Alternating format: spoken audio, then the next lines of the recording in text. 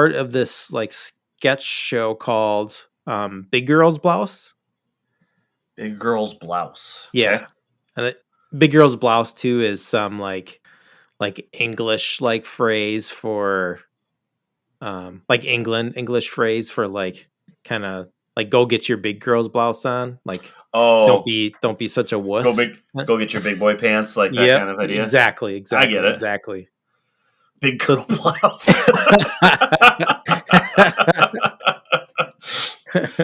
In my head, like the way I took that is like I was like, "Go get your Thanksgiving pants on, and let's go eat something." Oh man! But there's I've been getting episodes of that in my YouTube feed occasionally, and that will send me down the rabbit hole of like catching a couple skits here and there. There's some good ones in there. That's cool. I'll have to check that out a little bit, see if I can dive down that rabbit hole. Big Girl's Blouse.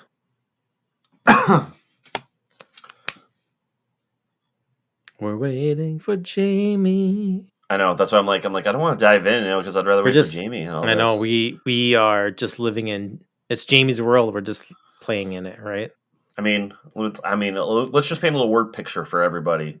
Jamie right now is like he's trying to put one of his kids down, and like the one kid is like, "I got to go to the bathroom, Daddy," and he's like, "Not now, damn it!" And like the other one, his wife's probably yelling, "Stop pulling your sister's hair," and they're making sure that the toothbrushes are wet, like they actually brush their teeth. I don't even know how old Jamie's kids are, to be honest. I know they're older. I know they're older, but in my head, I have like this vision of like Jamie has like a baby in each arm and like a rocking chair, and like then rocking another one with his foot. Yeah. Yeah, totally like Mr. Mom. Also a John Hughs written movie. Really? Correct. We gotta stay on topic with this podcast. Yeah. I love that. I haven't seen that movie in a long time. That's one that I've kind of wanted to go back and watch. I'm sure. Yeah, it's been different eyes. Been a minute for me, but I also like to think that like and I guess I don't know what year that came out compared to other things with Keaton, but assumingly Mr. Mom was like more like a 83, 84 movie, if I'd have to guess. Like that, like people saw that and saw the diversity in Michael Keaton of what he could do, and especially with the humor piece of things. Yeah, so, 83. Nailed it. 83. July of 83.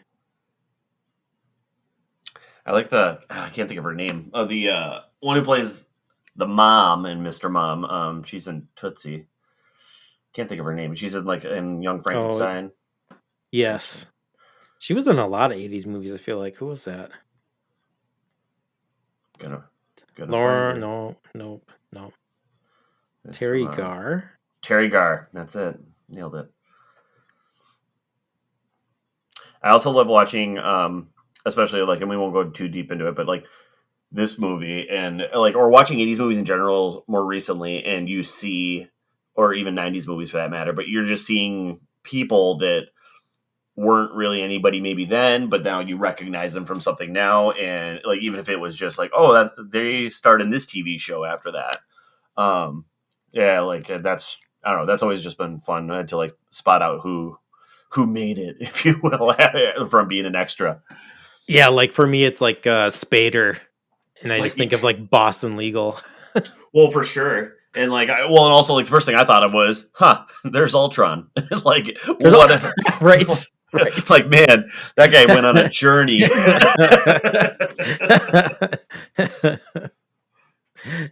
So Ultron, really, that's the sequel character from this movie, right? Correct. That's actually who Ultron.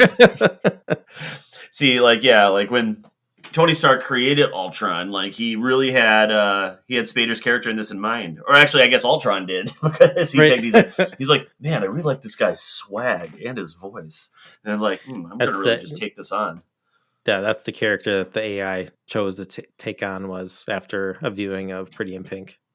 Yeah, I mean, watched it in a nanosecond. So. Well, I was gonna say, who was it? Joss Whedon, who was the one who wrote and directed the first two Avengers movies. So I'm sure, I'm wondering, he's just man, how do I want to write Ultron? And he's this is on in the background. He goes, that is perfect, right? Oh, Spader, you did it again. Spader.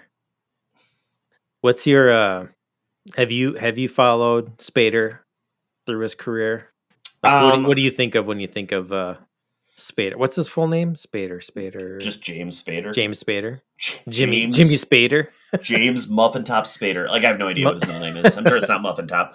The first thing I think of with Spader is so. I mean, I guess Blacklist is like the last thing I feel like I watched him in. Boston Legal. I've always heard good things, just never watched it, and so I'm sure that's the like why you probably devoured it, and that's why you went to that movie with him or that TV show. Oh, I think you would love that show. I'm sure I would. Because not only Spader, it also has Doesn't it have Shatner? Shatner, yeah. Yeah. Um, He's God, he's so hilarious in that show. Is Robert, or maybe? Oh no, I'm thinking of Ally McBeal now. I'm like, wasn't Robert Downey Jr. in that? No, Jr. was in Ally McBeal for a bit. Um, yeah, Spader. I'm just trying to think. Like, even if I was trying to think movies with Spader in it, God, there was like the first one that comes to mind is because I think I was too young and I never watched the whole thing. It's like one of those. I think my older brother rented it, and I wasn't supposed to like walk in the room, but it was called like Crash. I'm looking it up. Where like if I remember correctly, the premise of this movie was basically it was a group of people that were getting turned on by car wrecks, and so they were like purposefully getting in them. I got it right here.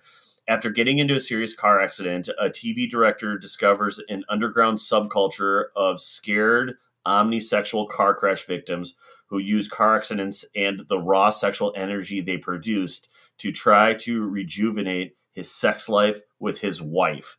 Follow that plot. Oh my God.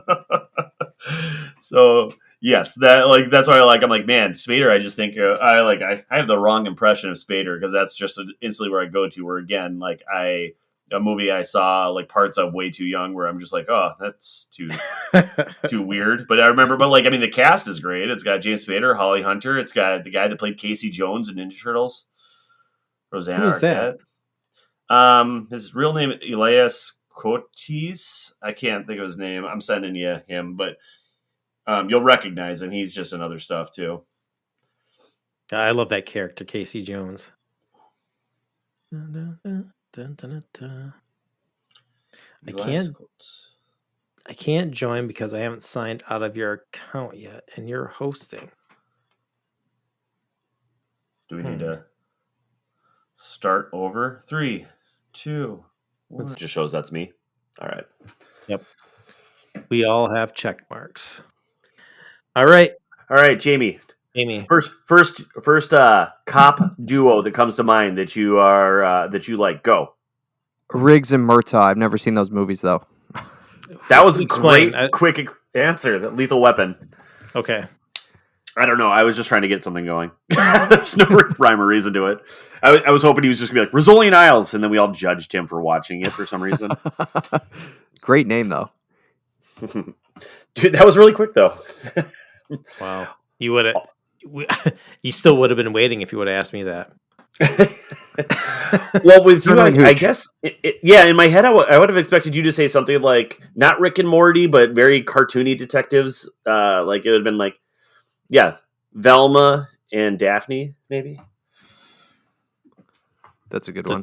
Cop duo. Okay. Well, I don't know. They're detectives. Detectives? Sure, they don't have badges, but they don't need no stinking badges. Stinking badges? Badges? Anyway. Watching Bird on a Wire recently definitely made me want to watch Lethal Weapons, though. Now watching Mel with his long, luscious hair in that show. Those are movies I have not seen in a long time. I haven't seen them this millennium. That's for sure. It was a first time viewing for me. I enjoyed it. I think I don't know. Lately with watching I've been watching 80s movies. Like I think last pod I talked about, I watched the FX movies. With who is it? Like Brian Dennehy and whoever the guy that is always the Australian guy. The FX movies. There was FX and FX2. No, there's FX and FX2. Well, at least it did well enough to make a sequel, and they tried making a TV show after I was scrolling through trivia while watching them. But I mean, they're entertaining, and also in the aspect of like, I don't know. You have to take yourself back to like 80s style movies, so then you can just get your brain on board with it. So they were good. Makes me want to go to Lethal Weapon. Like enter the 90s now. See what happens next. Ba-ba-dum-ba. Yeah, I might have to watch those. Are those on anything right now? Lethal Weapons? I mean, I think they're on Netflix, or at least they used to be. Who's to say? As long as Netflix has been on now, like you're like, everything's filtered through at one point, right? But as soon as it leaves there, it's going to go to like what, Peacock? So you'll be able to find it. I don't know. You said that when I talked about Kath and Kim leaving Netflix, but the way things have been going lately, when things go, you're afraid that they may not return. Yeah, it So, took, what did it take Seinfeld like 8 years to finally come back to Netflix? And I don't even know if it's all of it anymore. Is it? I think it's on Hulu. Oh. No, it was on Netflix. really? I swear to God. I don't know. Who's to say? Who's to say? What is a Hulu? What is a Hulu? Is that a hoop? Let's see. Just kidding. Lethal Weapon does not appear to be on anything right now. Not that I can tell. So, all right. So honestly, Jamie, before we had to close our recording and start back up again, but we are talking about James Spader. What's the first thing that comes to mind when you think of James Spader? Again, it's another movie it's a movie I've never seen, but it's The Secretary. Is that the one? oh Like my God, I forgot about that one. See, this is why I think of him and I associate sex. Yeah, right? Like inappropriate sex. The one with Maggie Gyllenhaal. Maggie Gyllenhaal? Oh, yeah. Show. Have you guys seen that movie? Chad, I'm so happy to hear you say that. Really? Yeah. So I went with a buddy when I went and saw The Dark Knight, and like they changed the casting of Rachel from Katie Holmes to Maggie Gyllenhaal. Yeah. And after the movie, like we were discussing, like, God, that movie was amazing. And my buddy is like, except for this, like, I can't believe they picked like that dog, or I can't remember how he described her. And I was like, and I'm like, I can't believe like are you kidding right now? And like I just had this like serious like look in my face and was like, she's gorgeous. She's super talented. It's super, like, it makes me upset that you would, like, demean her like that or something like that. And, like, sorry that she can't be one of your supermodels that you're in love with. And he's like, my buddy was like, that might be the meanest thing you've ever said to me. I'm like, I stand by it. I was like, I just couldn't believe it. I'm like, no, Maggie Gyllenhaal is super talented and really beautiful. Yeah. Gorgeous. I mean, oh my God. Like, how can you even second guess that? And also, would I want to marry her so I could be related to Jake? 100% I would. Yes, of course. Just letting you know, Jake. I'm just kidding. No, I know. Maggie's actually, she's married to that other actor. Man, I'll get there. Okay. Do we need to do internet? Do we need to Google it? Oh, I'll get there. It's God. The last thing I could think of he was in was like Magnificent Seven.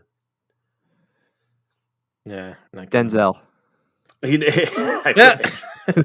hilarious. No. I got it right here. It is. Oh, come on. Oh, there you go. Peter Sarsgaard. God, I don't know why I didn't get that faster. Oh, really? Right. Yep. She's married. She's been married to him for a while, as far as I know. Wow. Stud. Anyway.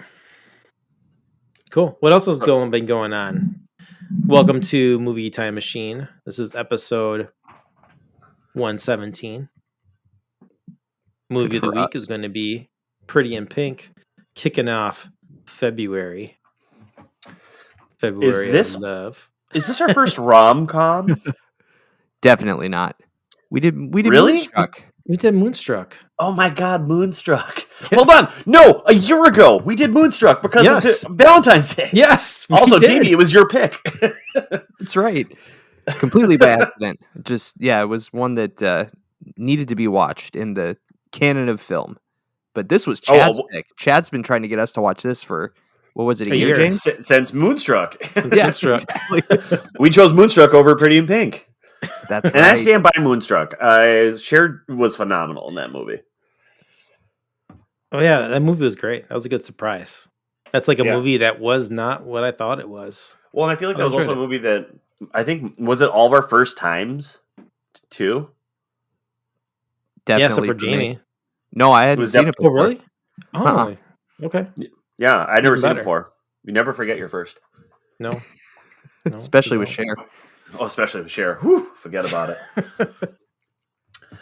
Pretty in Pink though. Yeah, Chad, what made you choose this? Just it was on your bucket list. There he is. I think I was scrolling through a top 10 list of Valentine's Day movies Oh or my something gosh, like do that. you know any more that were on the list? God, I didn't What save was it. one of them Valentine's Day? I think there's two different ones. I'm thinking about like there's a horror movie one. No, these were all like fun movies. Okay, Like like no, Harry Met Sally was number one. it was like number 3. I Wait, think. what? I need this list. I'm googling it. I know you didn't do like a deep 5-page Google to find this list, so I'm sure it's in the top 3. Are you sure? Oh yeah. You sure page really? Chad did I looked at homework. Yeah, I looked up under the Google Scholar page. Google Scholar. Nice. Valentine's Day top. Okay, 10. hold on. Okay, this is not your list because Barbie's number one. No, that's yeah. Bed of Roses, Blue Valentine. There's a movie I've never seen. Okay, Oh. so wait, I need your help though. Is it like was it top 60? It was top 10. I don't know.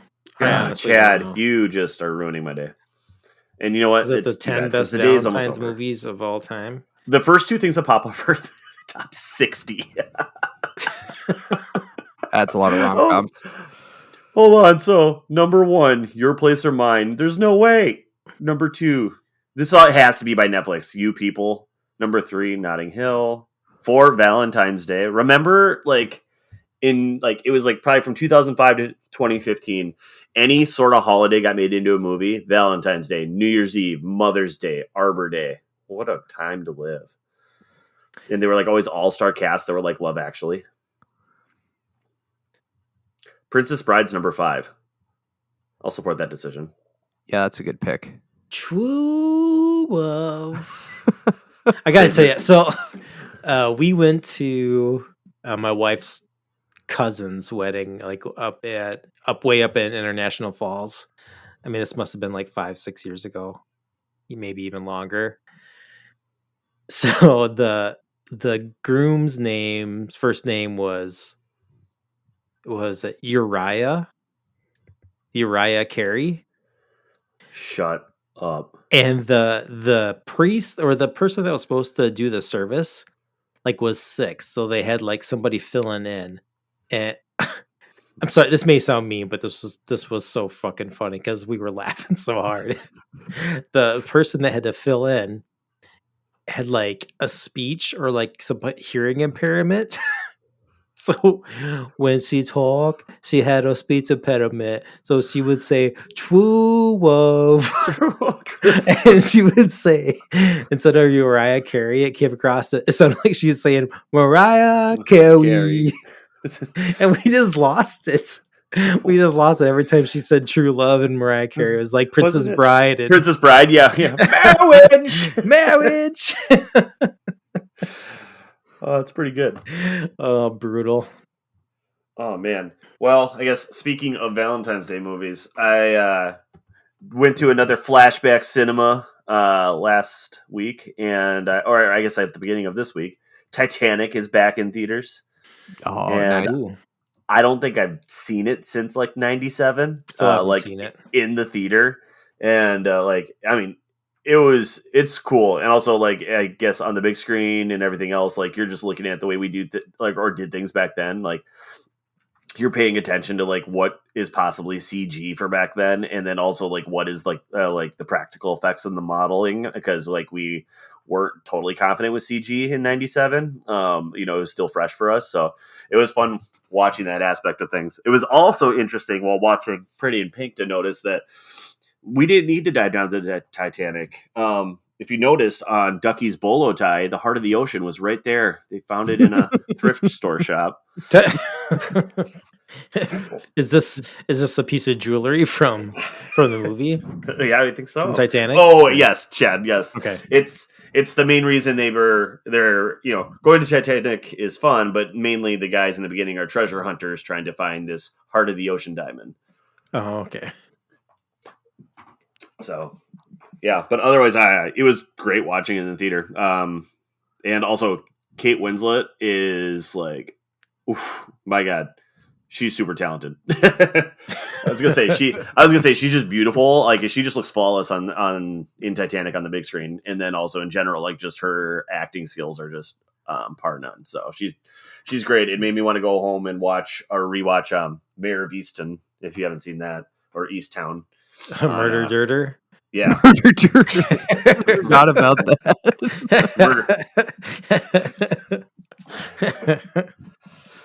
Oh God, that's funny. Oh, James, I'm jealous. I am a fan of Titanic. I love that movie. I don't care who knows it, and I think that scene when they're dancing below deck to the fiddle and Irish music, that's up there with all-time greatest movie scenes for me. It's so good. Dude, seriously, it looked like so much fun. Like everything that they had going on there, and everything was great. Like I really, really appreciate that movie. So I'm glad that I saw it again. Like had a lot of time in between and saw it again. Because I was trying to think, I'm like, oh, who did I see this movie with? I think it was with the girl that I got my first kiss from, but I don't think it was during or after the movie. Like I was trying to think, I'm like, when was this? Coincidence. James, what's your confidence level that Chad would enjoy Titanic? My confidence level? Yeah. Oh man. I feel like he would enjoy the. I don't think he would enjoy the story at all. I think he would enjoy. I think he would enjoy like the art direction and cinematography, like if you will. Like so, I think logistically he would love Titanic. I think creatively he would not. Okay, I just see it. Okay, and that's just the first hour. I don't even know what's hour movie after an hour two. All right, God, this is the first time I've heard you guys talk about this movie where I had a slight moment of feeling like a little bit of FOMO. Well, Jamie, I mean, do you want to lend Chad your 2 VHS tape version of Titanic? I feel like you or your parents might still have one. The rare double box set. It was like Titanic, Goodfellas, and Braveheart. Yeah, Braveheart. I tell you this just from a funny you bring this up, but randomly a different podcast I listened to very recently, we're talking about VHS tapes, and they're like, what do you think is the most common VHS tape that you find in stores? Because a lot of people are like going out and like collecting VHS tapes, and some of them can be worth a lot of money. Mm-hmm. But the Titanic double VHS is like the most common VHS. Oh, sure. Yeah. Well, and I was gonna say, because again, with my like snooping after the movie, like they said like Titanic like was so crazy epic, like it ran for a full like year, if you will, and then was still in theaters going strong while it was being sold on VHS, and then it was like one of the highest selling VHS tapes of all time. Yeah, I remember this back from when we did back. I think Movie like Time Machine or something. Movie Time Machine episode 3. We covered Contact, which I think came out in 97 or 98.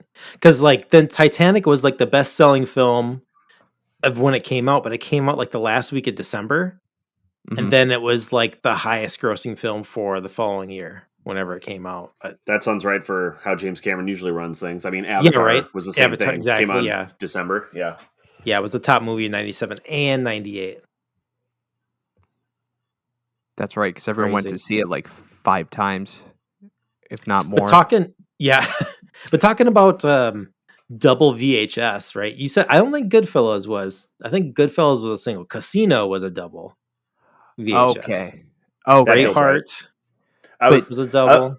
I was questioning it, but I didn't want to question Jamie. But also, Chad, you have to remember, Jamie had to purchase both tapes individually from, not purchase, but rent them individually from the library. So that's where he maybe gotten confused. How dare you? He brought Casino and Goodfellas home at the same time, and it felt like a Scorsese double wide. No, do you guys want to hear a sad story about VHS tapes that 100% I do.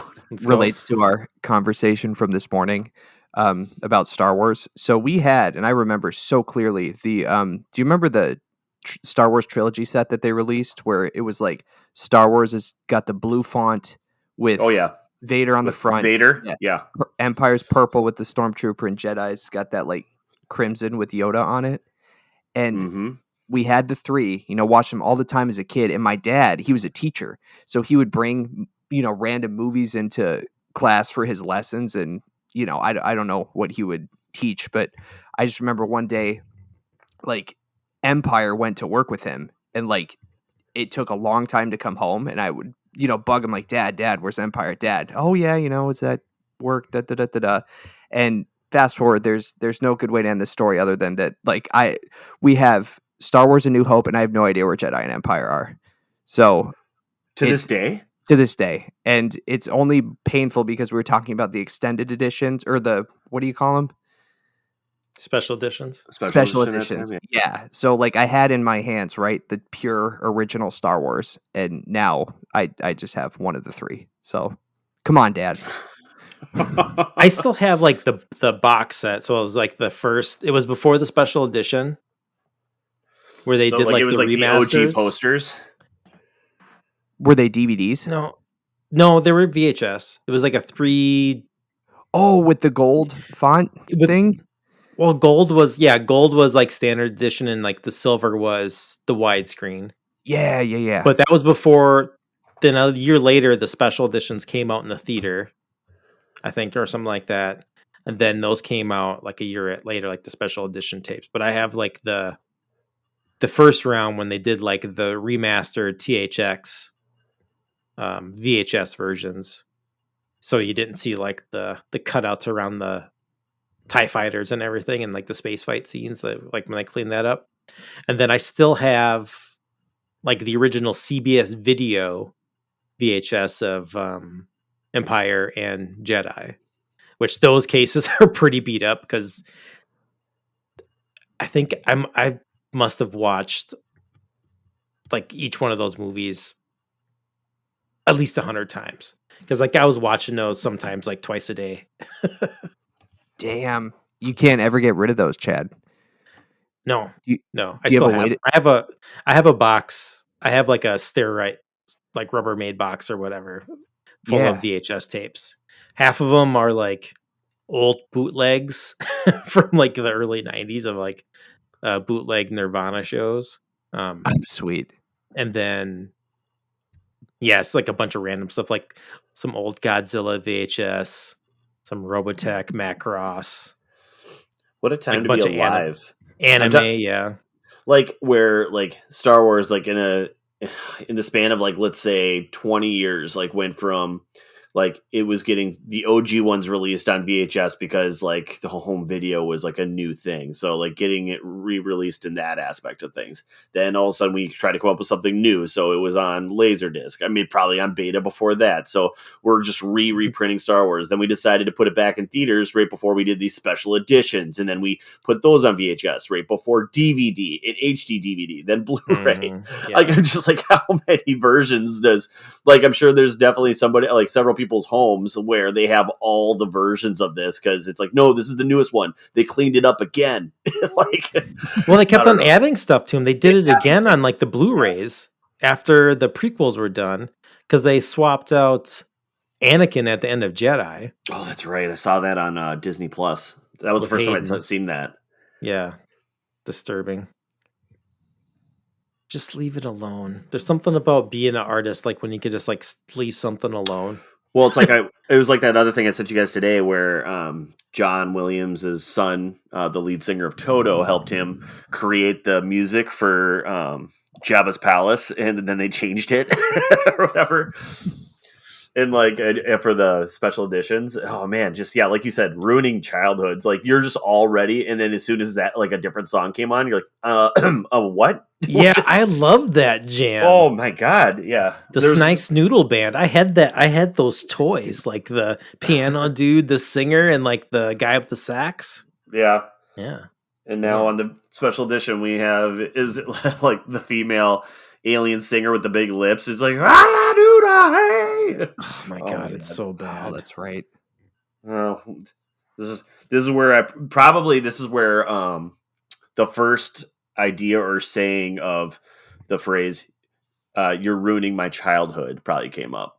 But like when they started redoing Star Wars stuff, because then we only started recreating old content more and more and more. So whether it was like making new Indiana Jones, new Ninja Turtles, where everyone's like, "You're ruining it."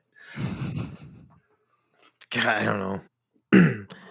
I love the idea more of like the soft reboot or like reimagining of IPs versus like this going back and like updating them, because it's not like a video game is cool when they do that. A movie, it's just not the same. Has I don't know. Like, I'm good with legacy characters being involved where like it adds legitimacy, but Chad, I do get what you're saying. Like in this world where, like, I'll take example would be the movie The Creator that came out last year, where Yeah. anybody who had seen it or was going to see it, like I said, hey, I enjoyed that movie, and then after somebody would see it, and I've had several people go, man, like I saw that movie coming a mile away, and I'm like, yeah, we all knew how that was going to end. We know the story's been done 19 times, but I was entertained as shit. Like, and like, so that's where we're at. Like, so the idea of something new coming up is very rare, and I like, so why are we acting like it's like we're so shocked when it is like that? So like the soft reboot per you, saying, is I think the way to go about it. Like it creates like hey, I get it. Like we understand somewhat of the characters, like of what's about to happen, but this is a new universe for it. Like this is somebody else's new take. So the soft reboot, I think, is a much better idea than trying to bring on like legacy storyline. Yeah, I had. I always have these like random ideas. This would be cool. It's like a movie or maybe like a video game, but be like a story like set in like a world that's kind of like high fantasy, like wizards and tree ents and kind of like Lord of the Rings like style fantasy, where it maybe like follows like these two brothers that kind of have like a relationship, kind of like Leia and Luke, and they're going through and like fighting like the evil big bad or something. But at the end, all of a sudden it's like these ships come out of light space. Then all of a sudden it's like, oh my god, this is part of the Star Wars universe. Oh god. And that's like the cliffhanger. Also, I was like, Chad, they did do this. The movie's called Onward. It's on Disney Plus. Onward. I like Thanks, that one. Jamie. I liked Onward. What was I Onward? liked Onward probably the second time. I don't know what it is about me with newer Pixar movies. Like the first time around, I'm like, meh. Then the second time always gets me. That's with the brothers, right? Yeah. Yeah. The two brothers that like their dad has a wizard staff and. Yeah, I like that movie. Because that's one of those movies like the kids would watch, frequently. Like the first time I was like, whatever, but that one grew on me. That's a good one. Did you recommend that one, Jamie? Yeah, I like that one. I thought it was Yeah. charming, and there's like the mythical creatures D&D aspect to it that I dug that. Yeah. I'm an easy mark for stuff like that.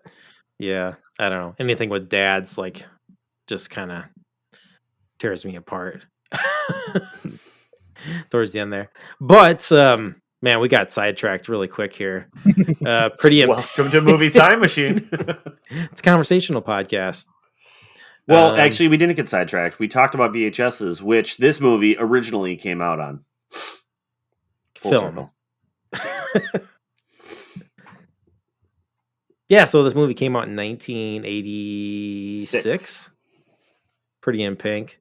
I think this is actually the first time I've watched this, like all the way through. I maybe have seen scenes before, but not watching this like from beginning to end. I watched this movie for the first time an hour ago. Sorry, almost 2 hours ago, because the movie's an hour and 37 so it's fresh. minutes. It's fresh. Oh, yeah. Fresh. Yeah. What about you, Jamie? Oh, wow. Guys, it's fresh. It's unusual. 80s. Man, I've seen this once before, but I didn't really remember it well. It might have been one of those, saw half on TV and then the back half a different time on TV Yeah. situations. Well, you say kids from the 80s, but okay, I was like maybe 9 when this came out, but you're looking at me Fair. who's like, one, if you're not seeing it in the movie, you gotta like hopefully somebody that has like a VHS player and can rent go rent the movie or like rent the VHS player. It just So like wasn't that easy.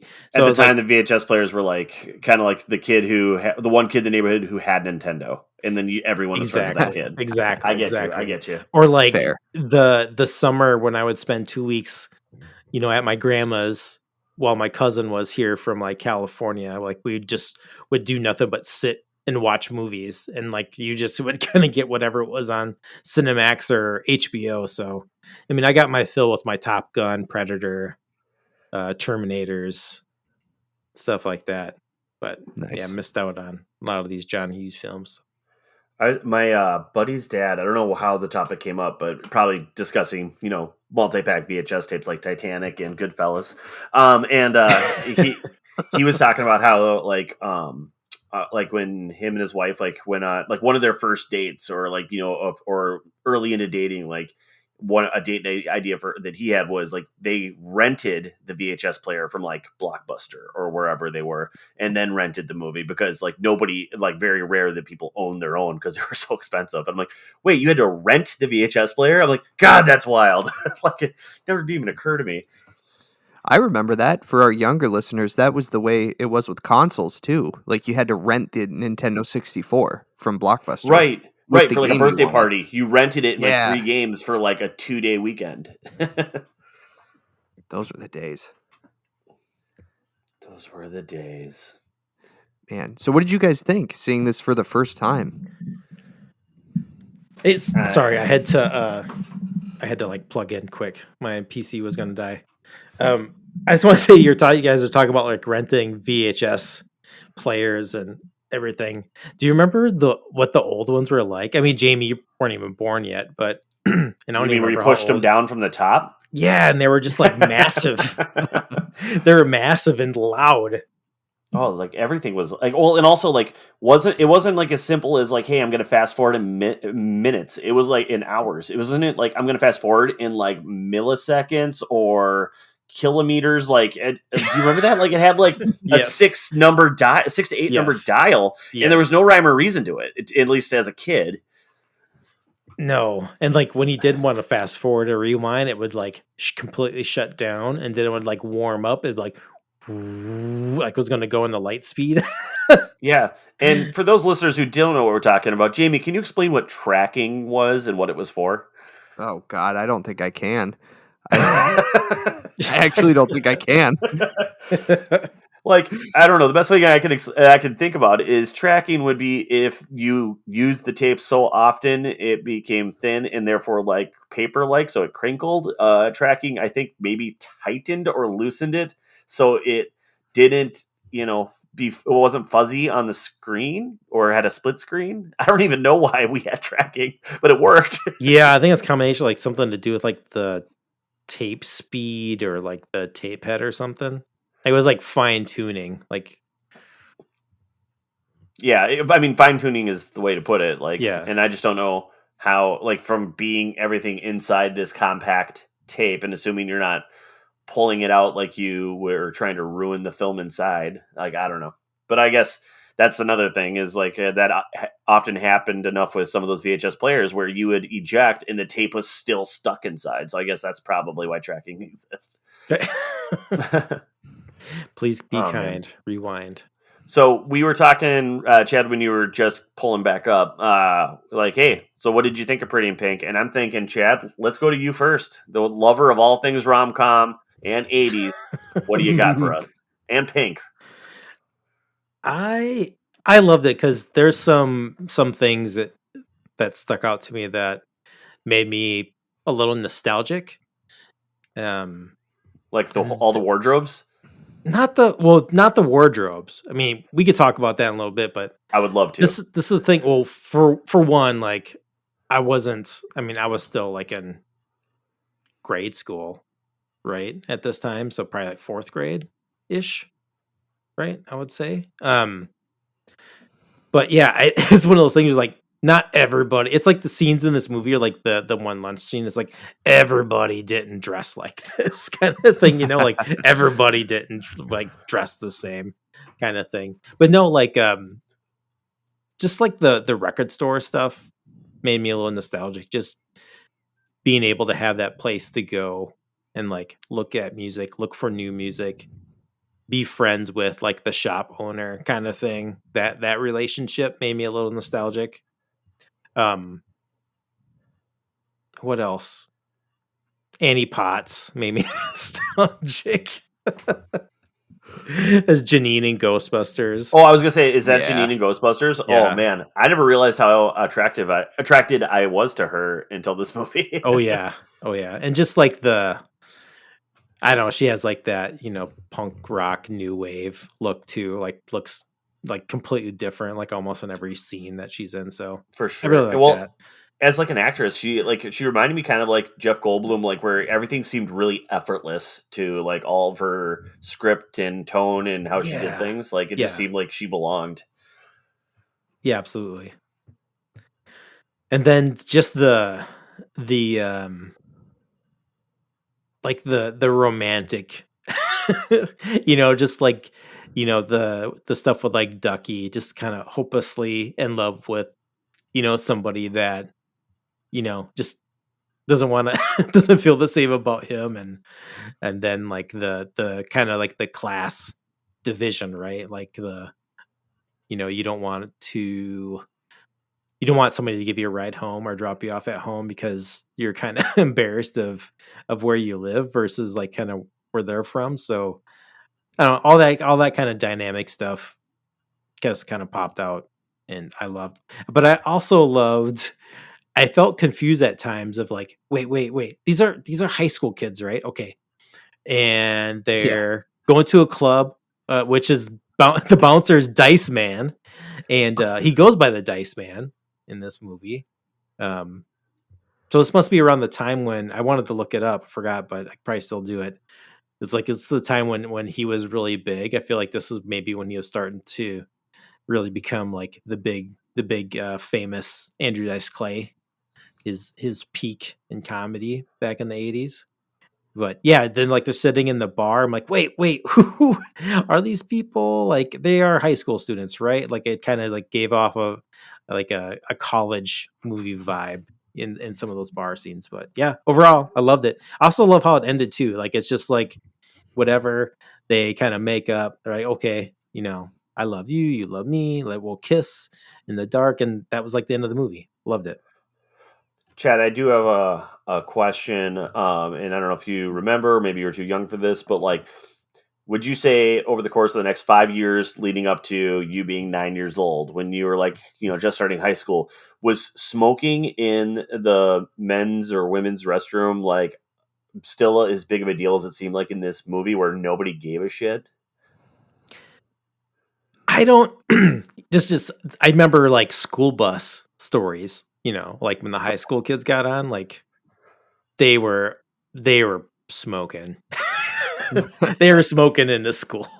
Maybe not in the hallways, but they're definitely Yeah, smoking they were in the school. smoking, like Yeah. ditching their buds in before they stepped on the sidewalk kind of thing. Oh yeah. Oh Oh, yeah. gotcha. Well, I even Okay. told you before, like when I was in high school, so like in the mid '90s, we well we used to smoke at the front of the school, right outside where like the swim building was, and then they kicked us out of there, and behind the high school.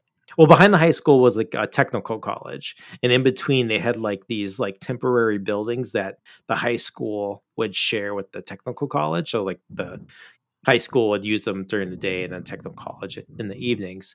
But behind one of them, they painted like a white rectangle, and that's where we had to go stand to smoke.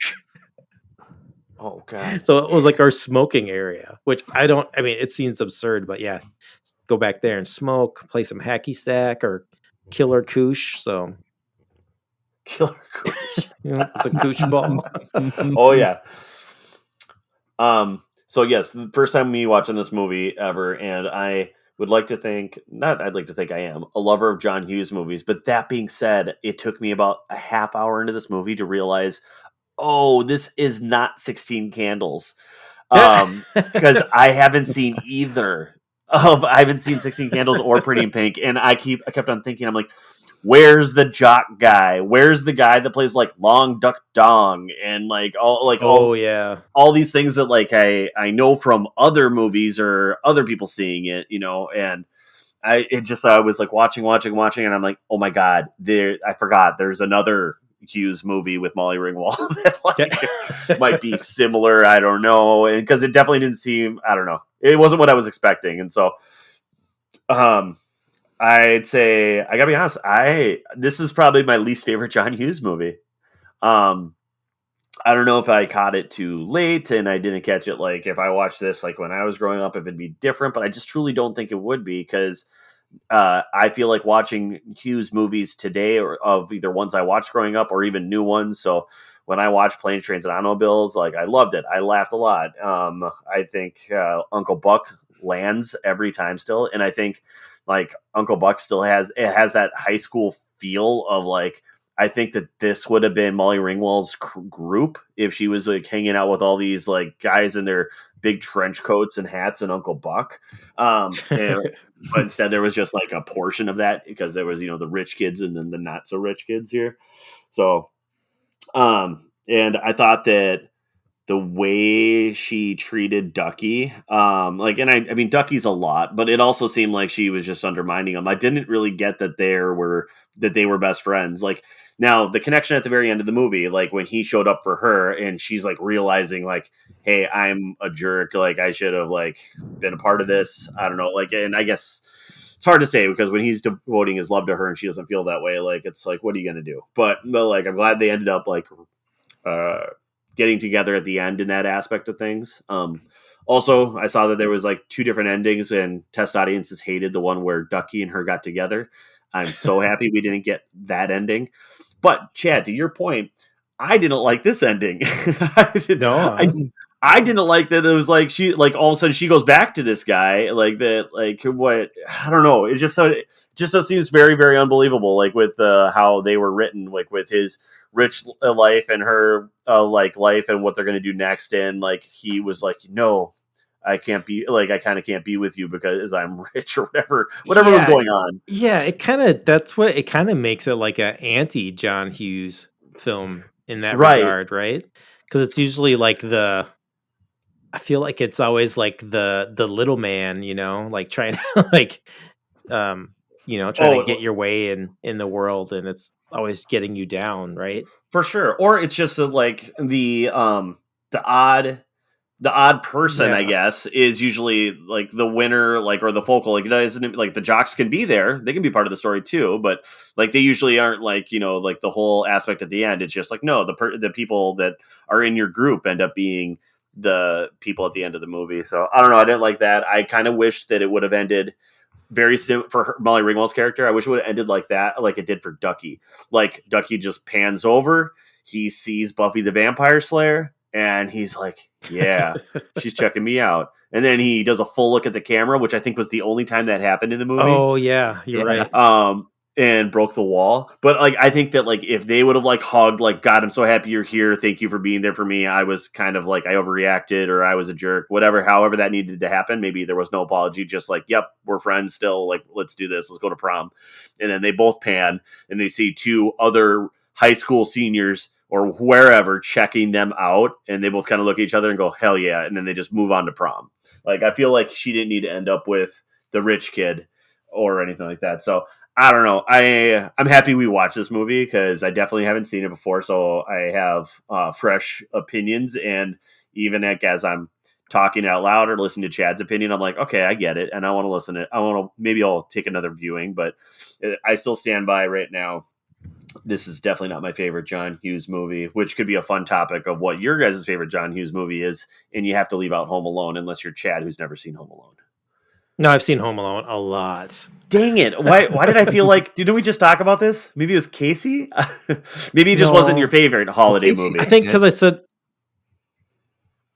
I didn't pick it as my favorite, but I mean, it's up there. But I think I don't know. Up there for me, I don't know if you guys have seen this one. It's a 90s one. No, it's like one of those sleepers that nobody knows is John Hughes movie, Dennis the Menace. It's so good. That is a That's great a John movie. Hughes. Written by John Hughes. Maybe he did. Sometimes he did a what do they call that when they use a pseudonym? I think sometimes he does.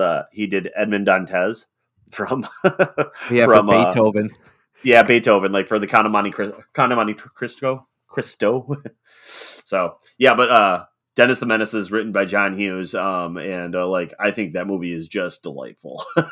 That movie's great. my God. Christopher Lloyd is the vagrant chasing down Dennis. Walter Matthau. Ultimately, this is why I love 90s movies. Right? Like there's things that happen where you're like, this would never fly today.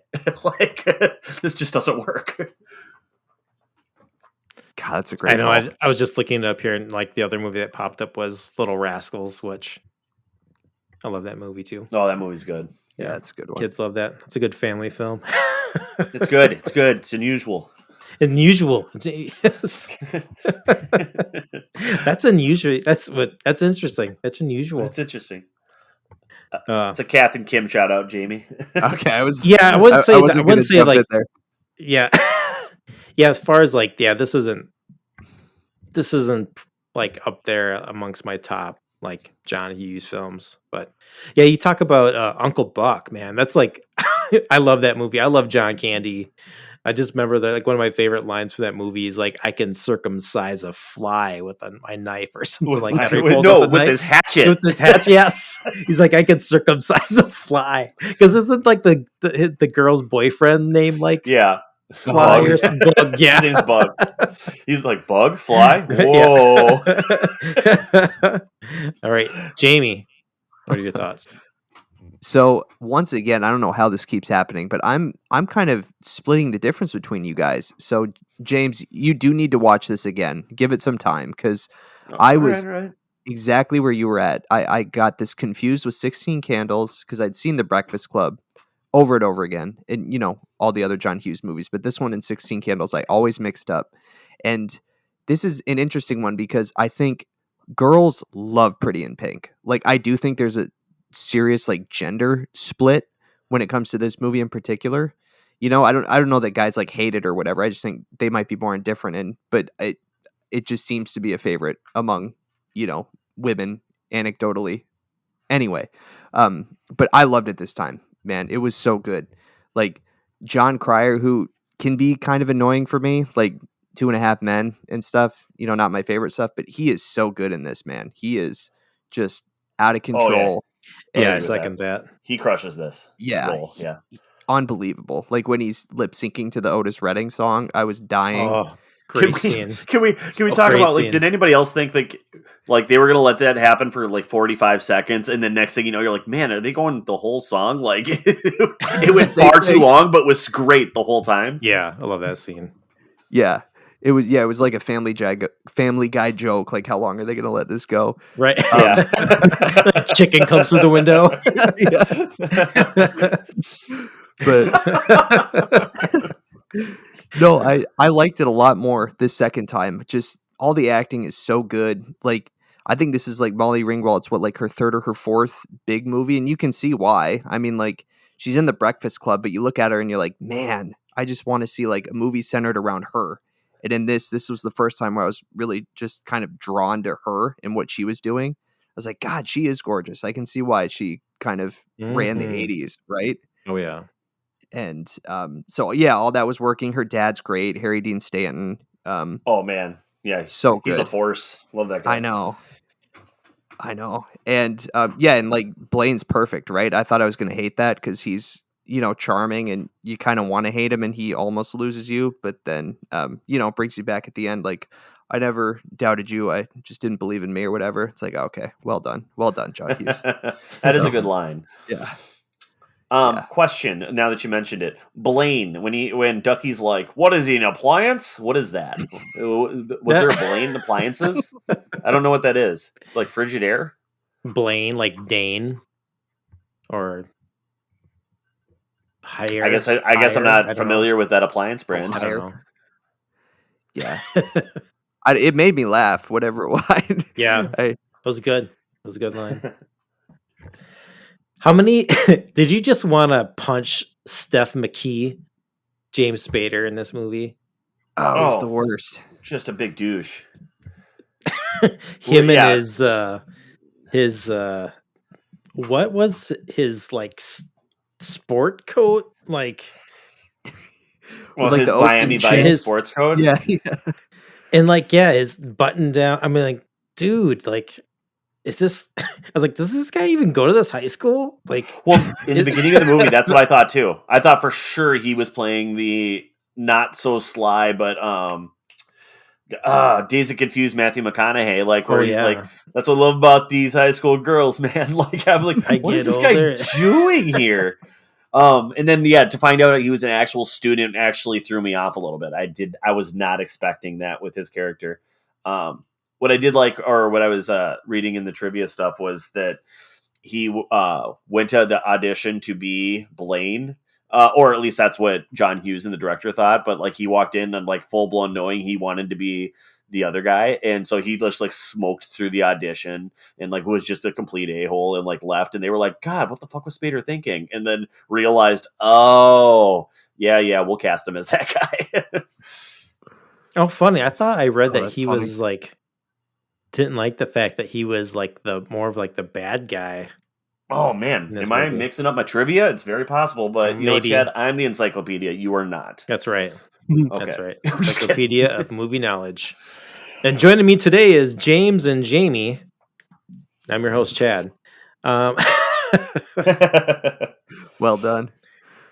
Okay, I think that I can't remember which one of you guys brought it up, but I think it's a good time. Jamie, maybe it was you. 80s song, best 80s song for a Yeah. film. Well, how did you want to start this? Why don't you go into topics? Yeah, Chad, wasn't that our listener mail? Oh yeah, what was it? The 3 songs, John Hughes songs. Do you have that off the top of your head? Yeah, I was talking to Mickey about it last night. I don't know how it came up, but it was and it's not a John Hughes, but it's like that in Okay. that Brat Pack world, like St. Elmo's Fire, Man in Motion. Hmm. So John Parr, that's 1. Don't You Forget About Me. That's 2, Breakfast Club. And then I figured since we watch Pretty in Pink, we'll throw If You Leave in there too. Orchestral Maneuvers in the Dark.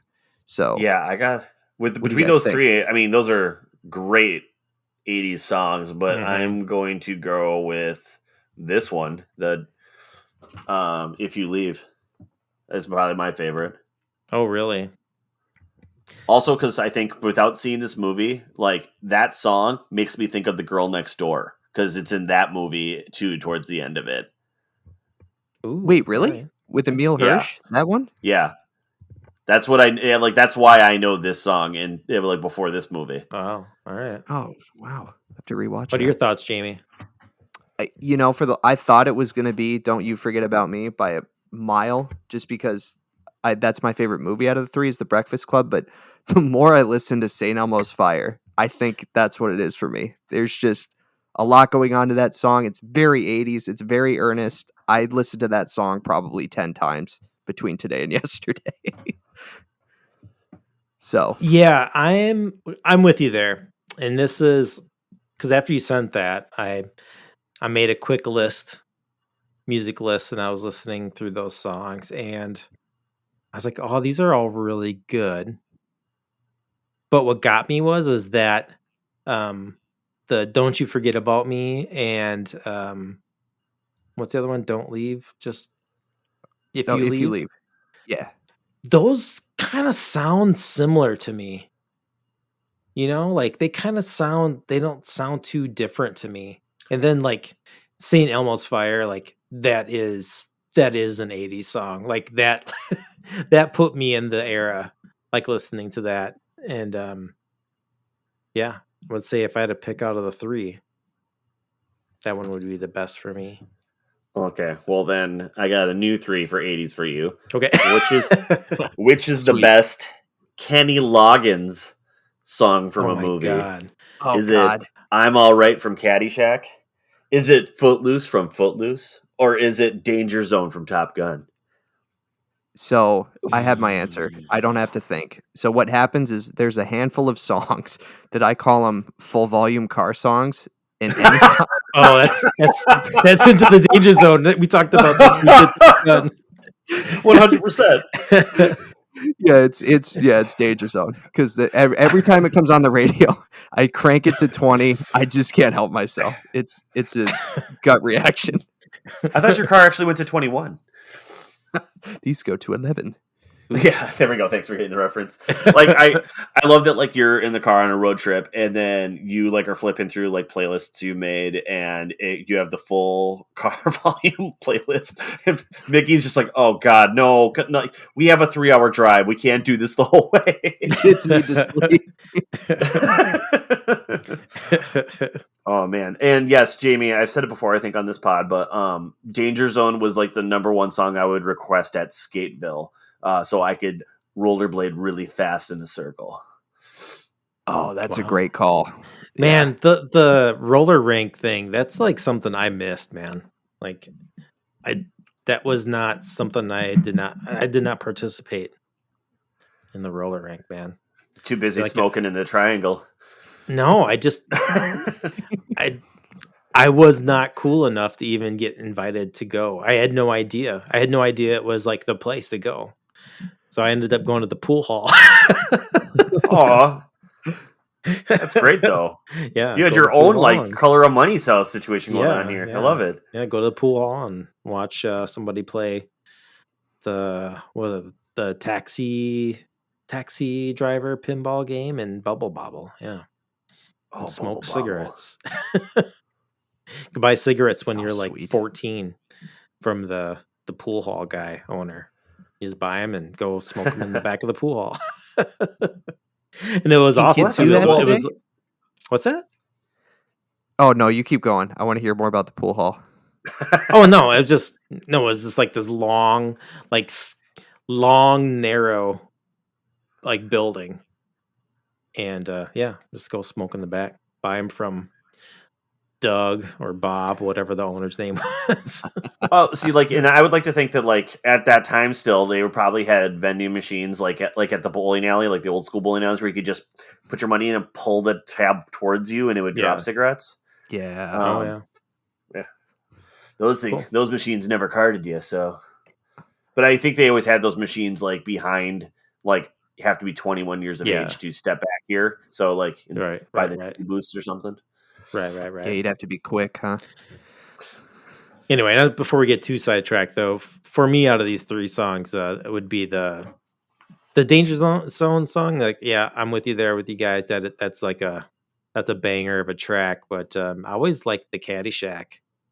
That was like that one was just like on the radio all the time, and I always loved that dancing gopher. So.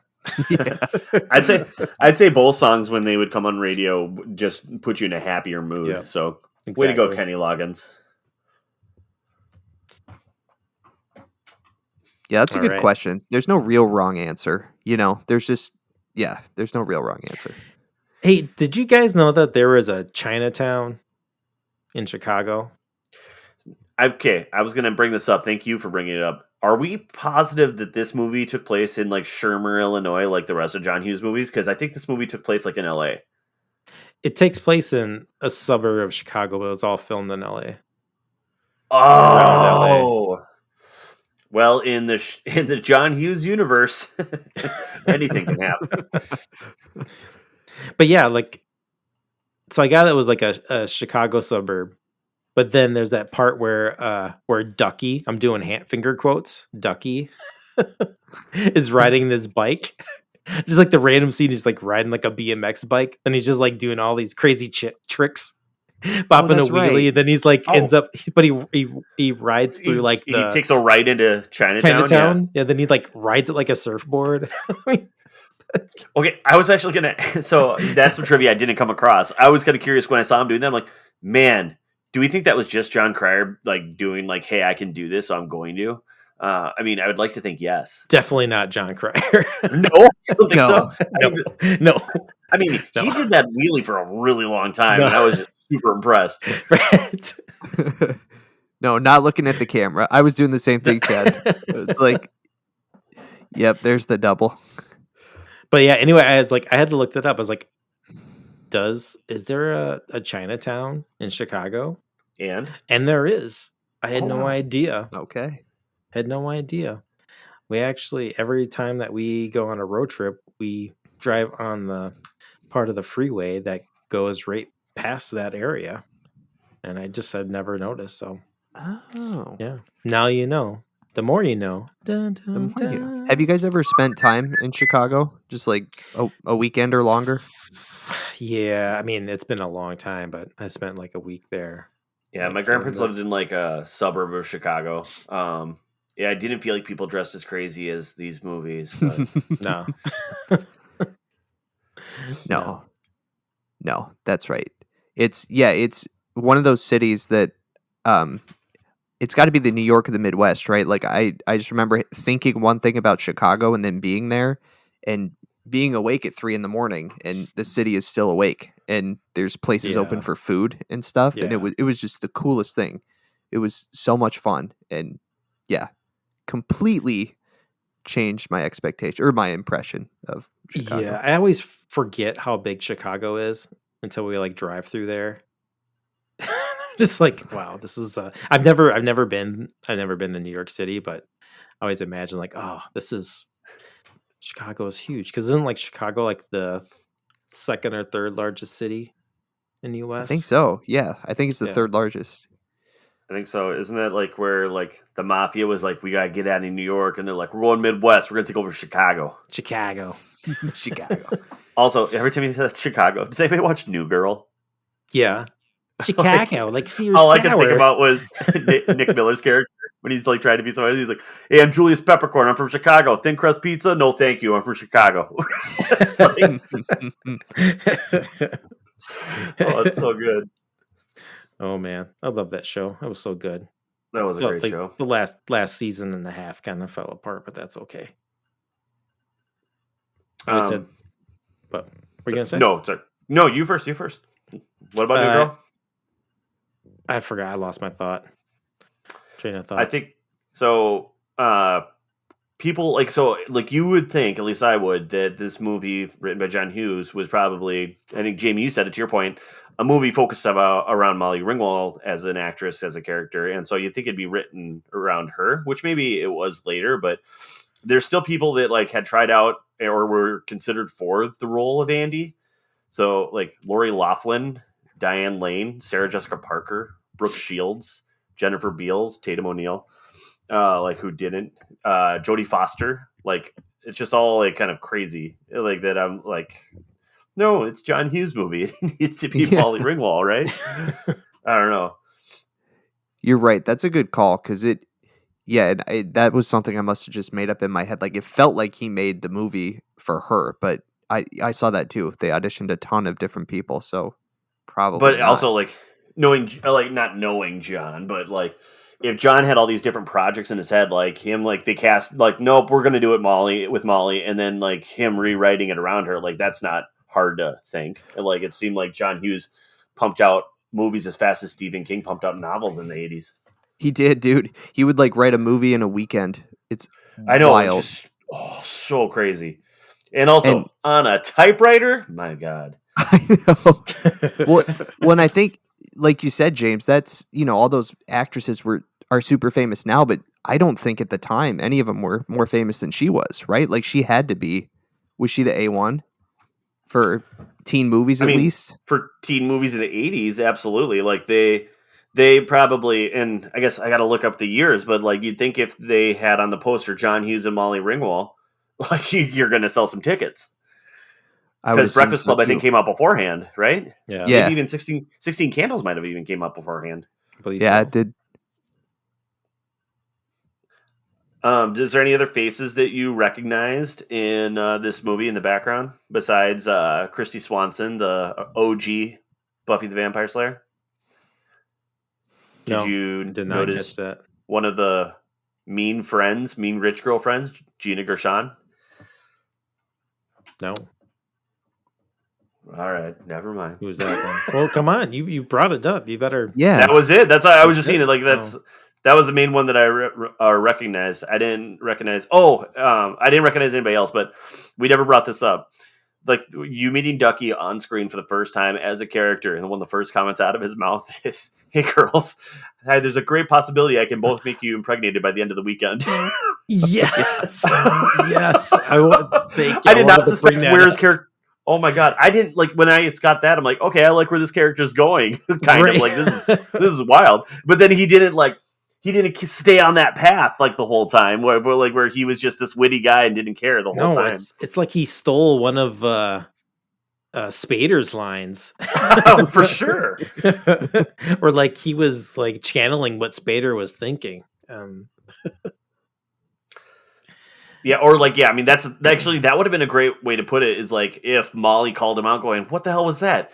What? That guy says shit like that all the time," and it plays every time. And then like they pan to Spader and he's like, "Jesus, you're looking fat, get in my car." Yeah. Oh man. Treat a girl like dirt and she'll stick to you like mud. Thanks, Spader. Wow. Classy. He's like the what's it called? He's like the Confucius of this movie. Confucius for rich assholes. Yeah. Jamie, were you a part of it before when Chad and I were talking about how Ultron just chose like to watch Pretty in Pink and goes, Spader's character. That's who I need to mirror myself after. That is so fucking funny. I'm sorry I missed that.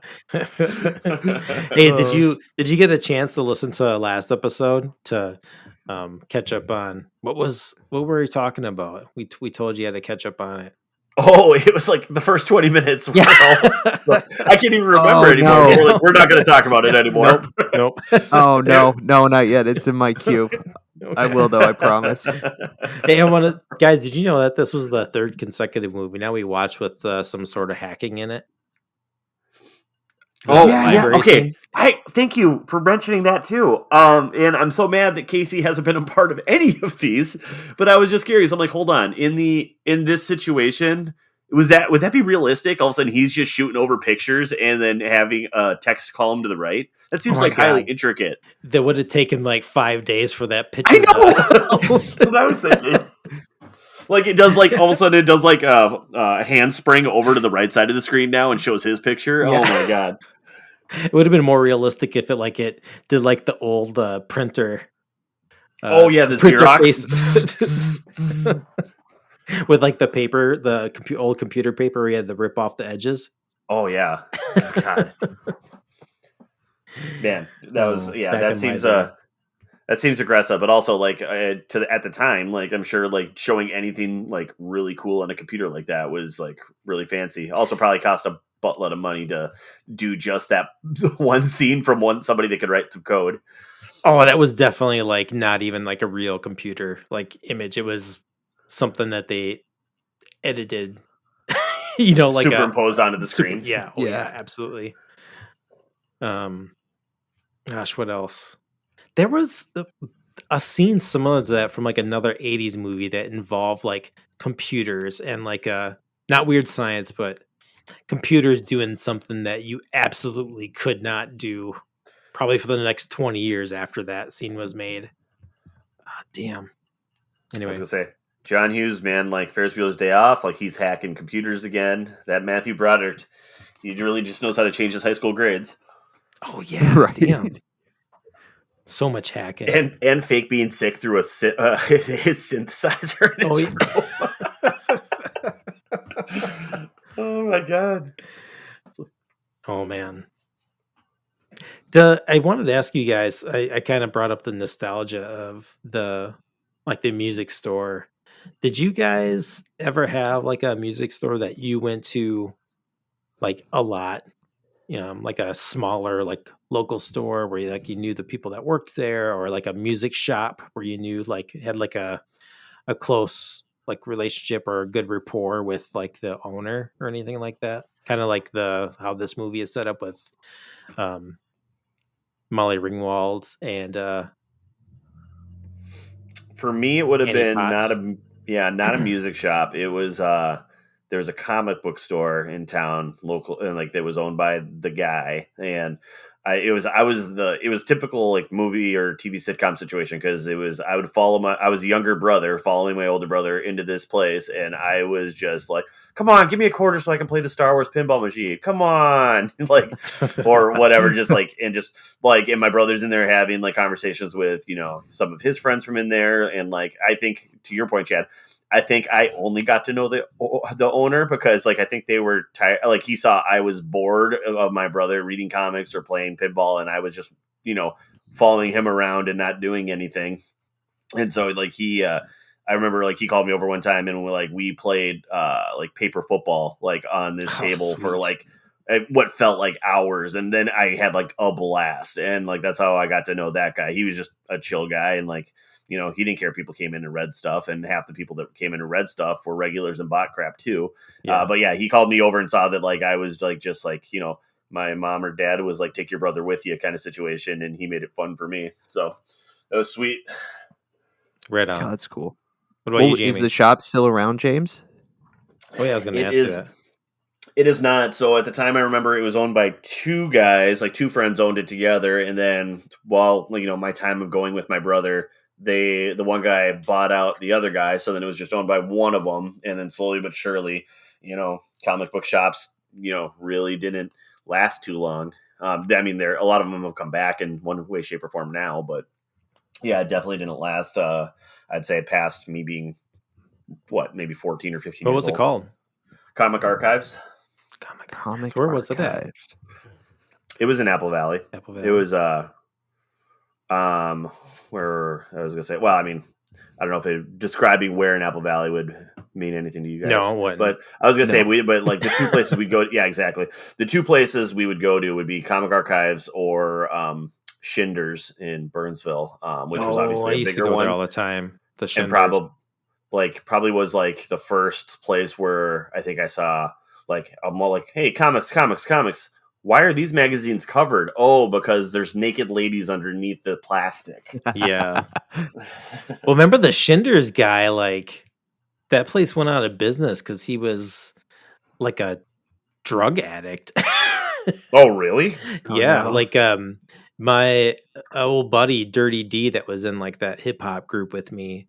He worked at the Schindler's downtown, and he worked in their warehouse or whatever. But yeah, he said the guy would always be kind of like cranked out and like would always like be all high, and he would have like Dan go through like old stuff in like the warehouse, and just like Dan was like, I don't know, he just would give it to me. But yeah, that's why like Schindler's closed down.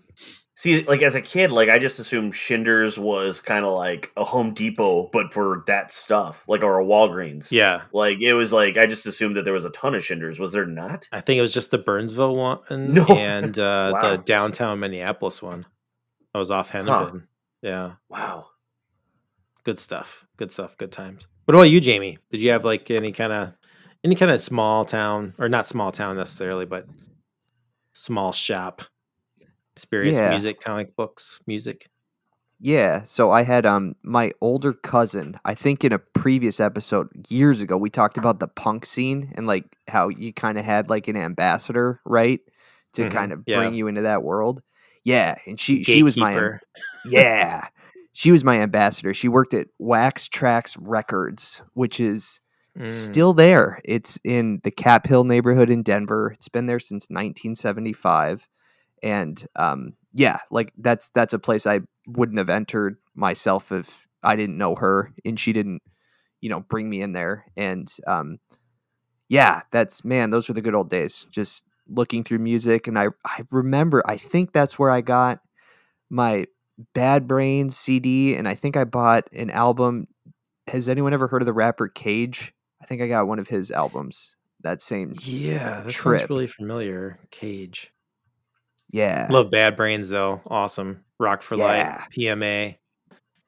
Yeah, that was her recommendation. She was like, "You need to listen to Awesome. this." And yeah. So Wax Tracks still open. If you're in the area, go check them out. Music What about store you, in this Chad? movie called Tracks. Yeah, I know. That's exactly what I thought of. Also, the LPs on the wall were $5.99. Holy shit. $5.99 for a record. And now you can buy them at Target for $37. Really. There is like just a record though. There is something about like I remember as a kid, like looking through old records, like the album covers, like everything just seeming so large and big compared to like Oh just seeing yeah. it like on a cassette. And it was typically like the LP covers had different artwork, and I don't know. I love that stuff. Good shit. That's right. Yeah, for me, like growing up in like the smaller rural town in Faribault, like population 20,000, but a guy opened up like a small record store in the shitty mall that we had there, and when he first opened up, my friend and I, we would just go there and just be like, "Hey, could you order this and this?" We would just throw a bunch of shit at him, and he would like order it for us. And like years later, he was like, "God, you guys know, like every time you guys came in and ordered something, I would order like double, just so I could have it that same thing in stock because I knew like somebody was gonna come in and buy it." He's like, "You guys had such great taste in music," but Oh wow. he ended up like moving into like a larger location in that mall, and he was doing quite well, but it was like it ended up being the place that I would go almost daily because I lived like a few blocks in the mall, so I would just like go there like after school and go hang out and just look at like new stuff that came in or like new merch or just like bullshit and like listen to music. So that was always fun. That was always a good memory. Also, like we had like a good rapport. We had like a small like music shop too, music instrument shop with the owner there, Dave, and like I would go with my friend. He was really good at playing guitar, and like we would walk in, and Dave would always be like, "Hey man, you got to check out this new guitar I got on consignment." Blah blah blah. I'd be talking up. He's like, "You guys should check it out," and sit there and like play guitar and like chat with Dave, and he would just talk about like old shows that maybe he like did sound for, or just like stories of like bands running randomly coming through town to like get strings or some shit like that. But I don't know. I love that stuff. I miss that kind of thing. It's like that's a harder or more difficult thing to come across these days. I hope kids get these experiences growing up because it was, I don't know. It's like a different learning experience, kind of community building Yeah, kind like of social relationship. skills and such. Yeah, absolutely. So, Chad, out of curiosity, do you find yourself like as you're driving on, let's say, by Portland on 62, do you just pull into No Name sometimes and just see what's going on in there? That place closed down, didn't it? No, it's still open. Is it? Yeah, No Name Records is still open. I popped in there probably like 6 months ago because every time I see a shop like that, I sometimes think to myself, I bet they have an 8-bit Nintendo game in there that I don't have. Oh yeah. So, Ooh. or just something along those lines. And so like I Yeah. remember looking in there but like yeah, so I went in there and I started flipping, and I'd say the sad reality of all of it is it's not just records and CDs anymore. It's like all the nostalgia that we don't produce so much anymore. So like half of the store is DVDs at this point, Oh wow. or so it's just like used shop in general. But I actually did end up buying something from there because when my dad passed, my mom asked if I wanted, what are they, the 45s. Like, Yeah. is that yeah? And so like he had a ton of them, but like in like it wasn't a milk crate, but basically a cardboard box the size of a milk crate, and had a ton of them. So they had sleeves in there for 45s, so I bought like 4 packages so I could clean those up. Oh, Nice. awesome. 45s. You needed like the little insert too on your record player. Yeah, Fit them exactly. on the table. Well, and it's just so Awesome. funny when you like throw it in, like I remember I was playing some and it just didn't occur to me like where I'd put one in and then I started doing things, and then like 3 tracks later I'm like, why is it so quiet in here?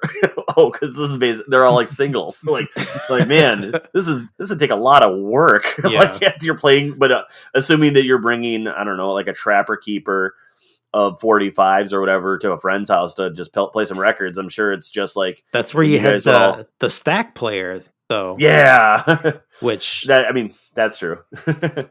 you would drop them. I know they used to have like a little insert you could put. Well, there's like the one that you would put like actually on the turntable, but there's also the insert that would go inside the record. It almost could look like a I don't know. It's like a little like it had like 3 little or 4 little like kind of hooks on it. It would connect like, inside that circle, and then it had a insert like a hole in the center to put it on the turntable. But yeah, then you could just stack them and do like, oh, do all your A sides. And we'll I feel like do. I feel like I'd only seen that in like the movies. I didn't know those existed. Yeah, my mom had like a huge like console like record player. It was like the size of a desk. Oh geez. And like so Oh it had yeah, like like it had like the a record player, and then it had like a radio, like a gigantic radio dial, and then it had a 8-track player. I was at my buddy's like it's like he married into like a farmhouse that like it was like his father-in-law's. It used to be like I think his parents or I think actually his grandparents. But like we just kind of treat it like a cabin, and like so we kind of go up there and just chill. But I remember like we were watching like it's where the TV sits now, like in the space, but like it's just like an old piece of furniture, and I just so happened to be like, oh weird, this thing looks like it opens, and I lifted it up. And I'm like, oh my god, yeah, there's record player for sure in there, and stacks of records on the side. So I'm wondering if it is a record like player like you're talking about. I'll have to check it out next time I'm there. Oh yeah, awesome.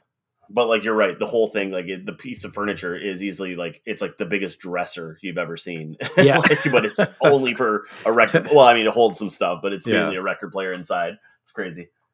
Awesome. All right, what would you guys give this on your letterbox or a score out of 5 stars? I'm gonna go and say 2. I didn't love this movie a lot. I want to give it another. I know, man. I want to give it another try. Here's the deal: whenever we have a movie that I don't like compared to you guys, which is a rarity, by the time we're done with the pod from talking about it, I'm like, okay, guys, let's give it a 3. Yeah, it's like Bottle Rocket. I know, like I'm sold more on it. Like Bottle Rocket, like even like you saying that, I'm like, yeah, let's do that one again. I'm like, I remember loving that movie. So like, I don't know. So I'm gonna stick with with my 2. Definitely not my favorite, but also like I think I'm a harsh judger because it was a John Hughs movie that I'm like, this guy doesn't usually do wrong. And so the fact that I didn't like this one as much as the others, like I said, this is my least favorite John Hughs movie. But to that point, it doesn't mean to say that it is a bad movie or it would be like my least favorite movie of 86. Who's to say? So I'll definitely have to mull this one over. But right now it gets a 2 out of me. Wow, a 2. A 2 for me is a bad movie. But well, what the hell's a 1 for you? One's like you turned it a off. 1 is unwatchable. 1 is What's unwatchable. 2 is bad. A 3 is good. A 4 is great. A 5 is what do you call it? The Shining. See, I'll go with 2.5. I'll go 2.5. Okay. Well, here's my thing. Like, Chad, from that logic, you don't have to defend your score. I'm just messing with you. I'm just saying though, like if I like ran into somebody at work and they're like, "Hey, what'd you watch yesterday?" or "What'd you watch the other day?" and I'm like, "Oh, Pretty in Pink. Oh, Pretty in Pink. What'd you think?" and I'm like, "Yeah, it's okay." Like I wouldn't have said, "Yeah, it's good. Check it out." Yeah, I would say like it's a C. It's a C plus for me. You know, it's a 3.5. But Jamie, what about you? I think, oh man, I was going back and forth between 3.5 and 4. I think I landed at 4. I think the final scene, prom, edged it up into 4 for me. I was just 4. Fuck yeah, nostalgia. Fuck yeah, prom. And my prom was not great, by the way. So I think that was some wish fulfillment playing in there. And then when Ducky winks at the camera, I was like, fuck yeah, that was awesome. So that was the 4 for me. So yeah that was cool. 4. Okay, can we talk about she cut up Janine's dress? Do you think? I mean, did she ask first? I know Janine was there, but like the fact that she tore up that beautiful dress. She like gave it to her though, right? That was like a whole process because that was like hers from her prom. And she's 10 years older than this high schooler, man. I mean, and going to the bar with them. Right. I know. Yeah. Yeah, I figured she knew what was going to happen to the dress because she's got to know that she makes her own clothes, right? Well, yeah, I think so. Yeah. You're right. I just felt like because it did mean so much to her, she makes the comment about it. She wears the damn thing, and I get the idea of it parting with the dress, but I still was like, man, I can't believe she tore that thing up. All right. Great. This was a great pod. We got to learn that there is a Chicago Chinatown. Annie Potts rocks, and Molly Ringwald. And the only other time machine to go back. Next episode, Malcolm X. I was gonna say yeah, for Valentine's Day, right? No, I was gonna say next episode we will all discuss our prom experiences. It'll be fun for everyone. Oh God. No, I'm just okay. I did. Okay, I did not go to prom, so. Oh, I was gonna say the better part is we could tell Casey so he's prepared to present next to pod. Next pod, Casey goes to prom. Casey goes to prom. Oh man, it's Casey. He probably has some like fun story of something that he actually did on prom instead. True. You know, he probably did something really nice for somebody. Yeah, I mean that's the thing. You know, classic Casey. Classic Casey. So nice. Yeah, accommodating. Casey's the person that when you think that you're a nice person, and then Casey comes along, you'd be like, "Oh, I'm not as nice. I'm not as nice as I think I am." 100%. All right. Thank you for listening to this episode of Movie Time Machine as we talk about Pretty in Pink and a million other things. But what else do you expect? If you're listening to this and you've gotten this far, why don't you leave a comment in the link in the pod description below? Thank you for listening. This is Chad, your host. Joining me this week was Jamie and James. See you next time. Bye. You're still here? Get out of here. Go home.